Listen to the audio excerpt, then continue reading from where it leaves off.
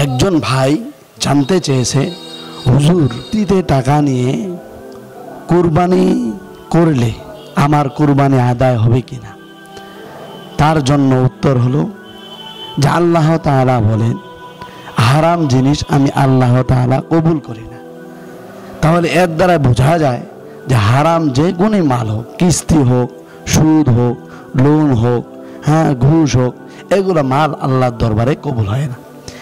তো এই বিষয়টা হলো আপনি আমি সবাই জানি, কিন্তু যারা লোনে আসি, সুদ খায়, ঘুষ খায়, তাদের জন্য মাসালা হলো তারা যদি কুরবানি দিতে চায়, তাদের জন্য মাসালা হলো তারা একটা নিজের যেটা হালাল পয়সা, যেটাতে কোনো হারাম মিশ্রিত নাই, না তার ভিতরে সুদ আছে, না তার ভিতরে ঘুষ আছে, না তার ভিতরে ঋণ আছে। মানে আপনি একটা বকরি পাললেন, সারা বছর পালার পরে আপনার ওই বকরিটার দাম হইল 10,000 টাকা। এই 10,000 টাকা দিয়ে আপনি আপনার জন্য এরকম কুরবানি দিতে পারবেন। এটা তো আপনার জন্য হালাল। আপনি একটা জমি নিয়েছেন, ওই জমিনের ভিতর ফসল আবাদ করছেন, ওটাতে কোনো হারাম মিশ্রণ করেন নাই। আপনার ওই জমিনের ফসলের দ্বারা আপনি কিছু টাকা ইনভেস্ট করে রাখছেন, বলে ওই টাকা দিয়ে যদি আপনি কুরবানি দেন তো আল্লাহ তাআলা অবশ্যই কবুল করবেন।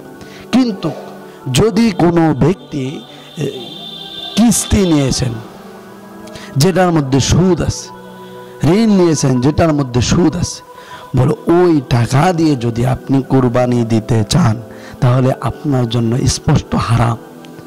বলে এই জন্য আপনাকে আল্লাহর দরবারে জবাবদিহিতা করতে হবে।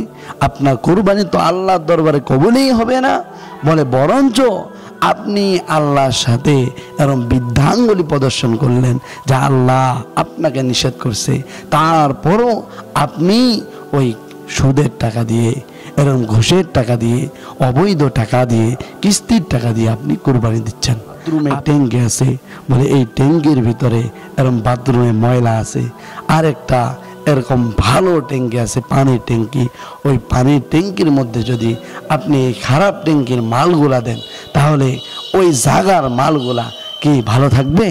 ভালো থাকবে না, ওই মালটাও নষ্ট হয়ে যাবে।